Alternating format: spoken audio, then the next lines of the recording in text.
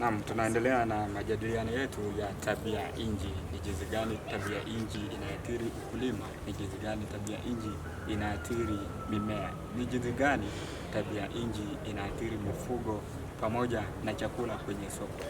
Hiki ni kipindi kitakacho kuelewesha wewe mtazamaji hapa ndani ya Agrivision Show kwa miguu yangu mimi Martin Mufanya. Na ndani ya studio jinsi ambavyo unaona kwenye mwanzo wamejitambulisha, wameeleza azima ama picha halisi ya tabia nchi.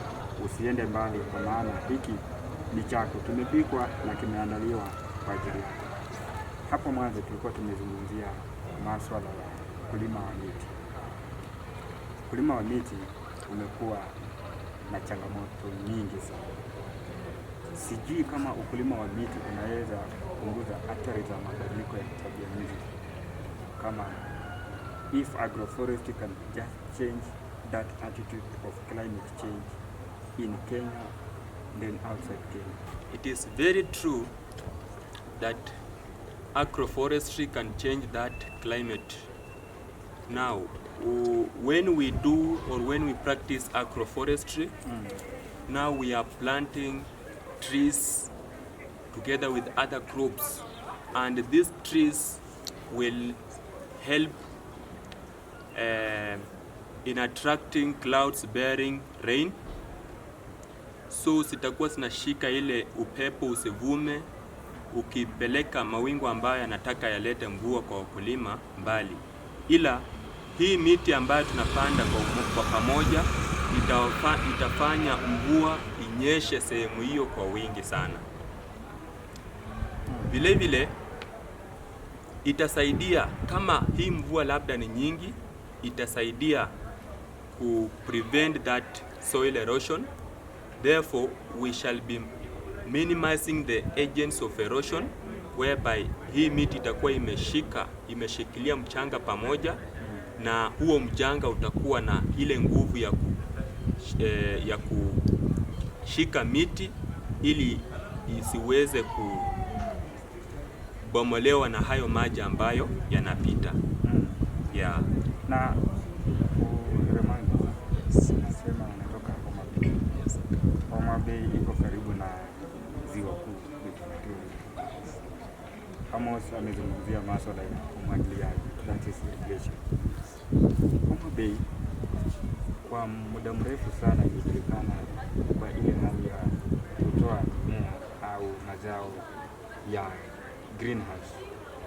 Ni uvumbuzi gani umefanyika katika kaunti ya Homa Bay ili kuendeleza greenhouse crop production inaendana vizuri na mabadiliko ya tabia nchi? Okay, thank you. What I can say about my county, which is Homa Bay, our farmers are not so much learned, and mostly we do fishing as our main economic activity. So we don't do that much of farming, but nowadays I can see some farmers are practicing farming, and we are somehow developing in terms of farming. So most farmers use, for example, greenhouse. We use also irrigation because we are close near to the water. Lake Victoria, that is Lake Victoria. So we do irrigation, we plant tomatoes, we plant even trees, we plant so many crops like maize, beans, and one of the ways in which we have improved as Homa Bay County people, we have minimized this practice of burning trees, burning rubbishes, for example, along the lake. Well, there are so many people dump so many things like polythene, plastics. So as they burn them, they interfere with the ozone layer. How does the rising temperatures, changing rising temperatures affect the fish farming, or rather the aquatic farming?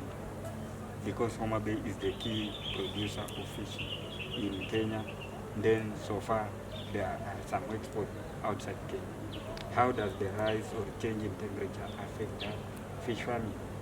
Okay, according to Homa Bay people, what I can say, rise in temperature, let me say for example, high temperature, it is advantageous to us because when you remove the fish from the lake, to prevent them from going bad, preventing from interfering with the fish, to keep them in good condition, what we do, we need the sun to dry them. Dry the fish. So that is advantageous to us. That is a benefit, if I can say, high temperature. Because when the temperature is low, automatically the fish will go bad. So we need the sun to dry them. For example, let me take for omena. Immediately remove them from the lake, you must dry them along the beach. Put them there, then what you need is the sun. When there is no sunlight, the omena will go bad, for example. Let me say, for example, for that. They will have bad taste and they will not be then consumed by the consumers, for example. So you need the sunrise to dry them. And also the fish, the same. Let me talk about disadvantage, for example. Okay, before you go to the disadvantages, actually, ozone layer is one of the factors that are influencing climate change. And under climate change, there is that difficulty in organic or carbon dioxide production. Then when it comes to livestock farming, their remains, their waste, they totally produce a lot of carbon dioxide. Then there is this issue of greenhouse farming. How does that livestock farming and greenhouse farming affect what has been influenced by that climate change? Amos, you say that climate change and agroforestry go hand in hand. Ningependa kuzungumzia jambo hilo kwa utaratibu sana. Na ningependa kuanza hivi. Tunapozungumzia the remains of livestock and also the remains of the agricultural materials that we normally dispose. So they always produce those gases, especially carbon dioxide. At the same time, those remains have a beneficial value to the soil. As they produce gases, those fumes normally, as my colleague has just said, they normally destroy the ozone layer. And when you talk of the ozone layer, this is the layer at the atmosphere that normally reduces the sun rays from hitting the ground directly. And when this ozone layer is destroyed, it means we will be receiving intensive insolation from the sun. And this one will bring now the climate change. Now, the farmers, nyinyi wakulima ambao mnafanya ukulima wenu pale chini, mtakuwa mnapitia changamoto kubwa sana kwa sababu kuna jua kali, na hata wakati wa kuenda shambani mtakuwa mnapunguza hiyo kiwango ambayo mnafanya kazi kwa shamba itapunguka. Na ikipunguka, it means mnaelekea mahali pa kuanza kuleta hasara. Kwa hivyo jambo hilo nimeliona kule kaunti yangu Uasin Gishu, ambapo wakulima wengi, unaweza kupata mkulima akishatupa pale takataka, anachukua kiberiti, anaenda kuwasha. Hilo ni jambo ambalo linasababisha hizo gases zinaenda kudestroy that ozone layer in the atmosphere. Kwa hivyo ukitupa pale takataka, unahakikisha kwamba hiyo takataka imeoza vizuri na umehakikisha kwamba ina change to soil. Ndio sasa hiyo isilete hasara ya kutoa hizo fumes gases zikifikia ozone layer iharibike, then tuweze kupata joto chingi. That is what we call the global warming. Kwa hivyo wewe kama mkulima, ningependa kukusia kwamba ndio uepukane na hii changamoto ya kupata joto nyingi wakati unaendeleza kilimo chako. Kwanza kabisa tuepuke na haya mambo ambayo unaamua kuchoma mchanga ama kuchoma vitu ambavyo viko kwenye mchanga ndiposa upate mahali pazuri pa kulima.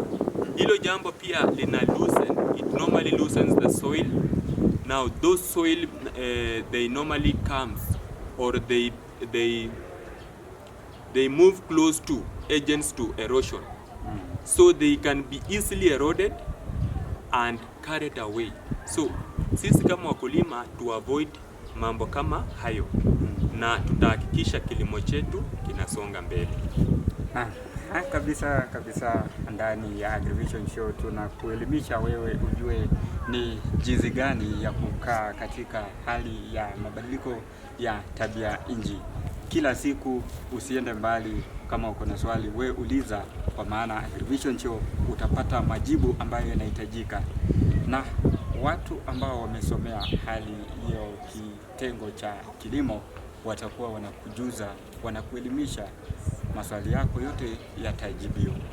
Na jinsi ambavyo anaeleza Amos, kila kitu kinafanyika kwa wakati wake, na katika kule kuoza basi kuna ule rotuba ya mchanga inakuwa inaongezeka kwa zaidi. Wewe mkulima usiweke ule wosia wa kuchoma takataka wakati unazikusanya pamoja.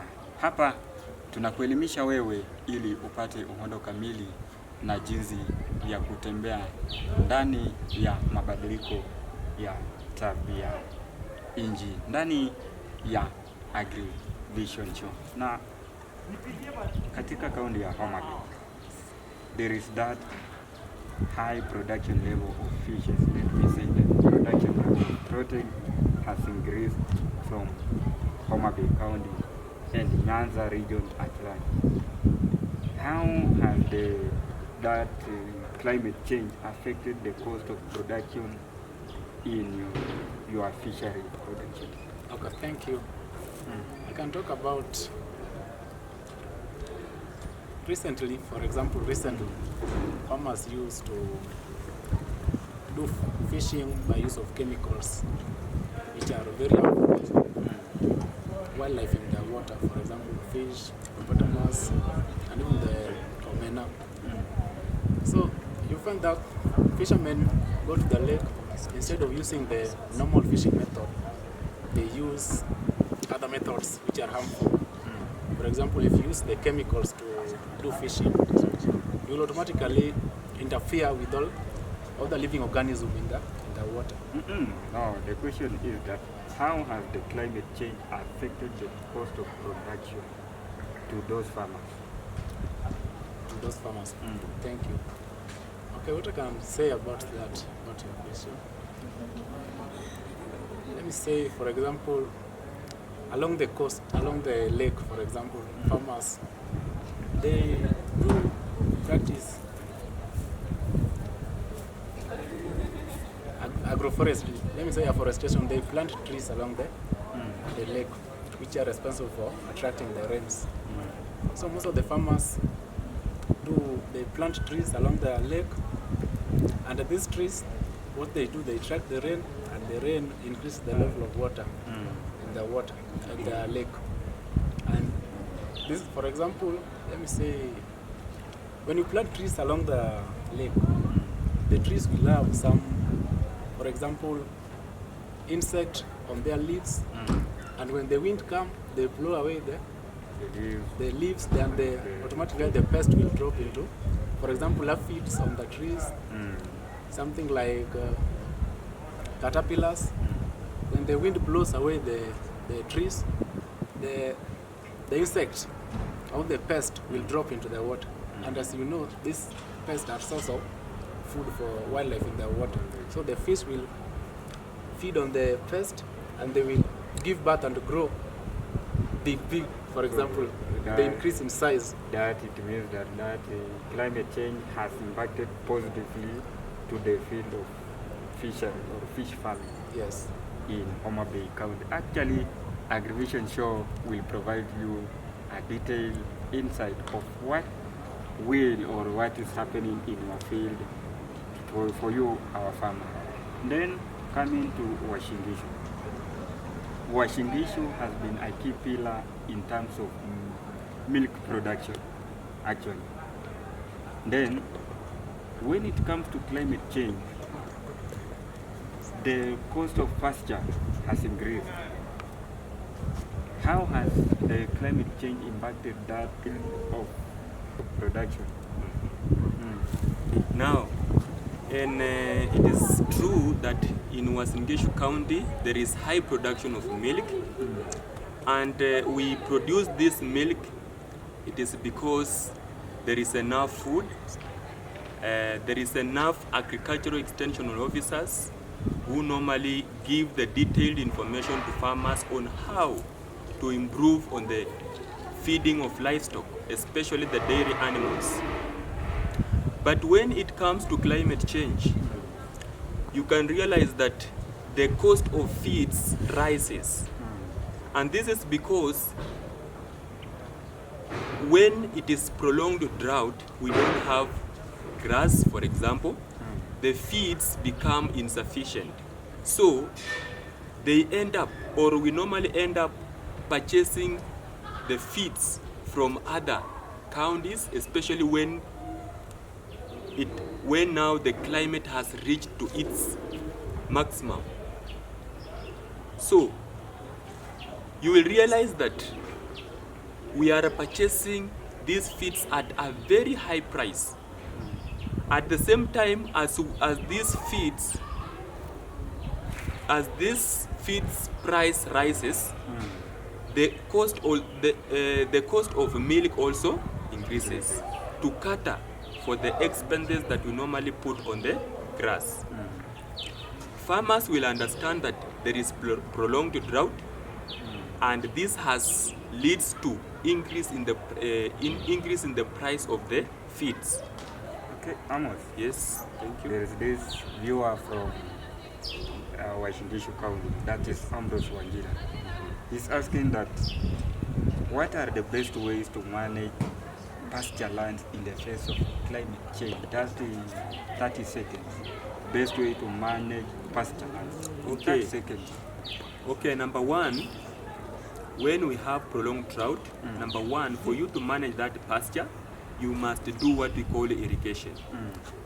They must have, or they must get enough water for their sustainability and for them to be produced in high quantities. Then number two, you do what we call pest and disease control. Those pastures normally they are normally affected by pests and diseases. So for you to control, use appropriate chemicals, and we normally encourage the herbicides. Apply the herbicides in the right proportion to ensure that your grass are safe and they are growing in a healthy condition. Yes, as I told you, AgriVision Show will bring to you farmers or the trained agricultural extension officers who have that knowledge, who are equipped in that field of agriculture, and that is why you are seeing them recommending to you the best methods in this pasture land management. That is why you, our viewer, we are requesting you just to continue texting us, to continue asking questions, so that this vision of agriculture in 2030 or in 2050 is actually maintained. And remember, as Remanius said that the Kenyan government also is focusing on that 15 billion trees planting, that is maintenance of agroforestry. Please, our viewer, continue following us as we navigate through the next part of the future of agriculture.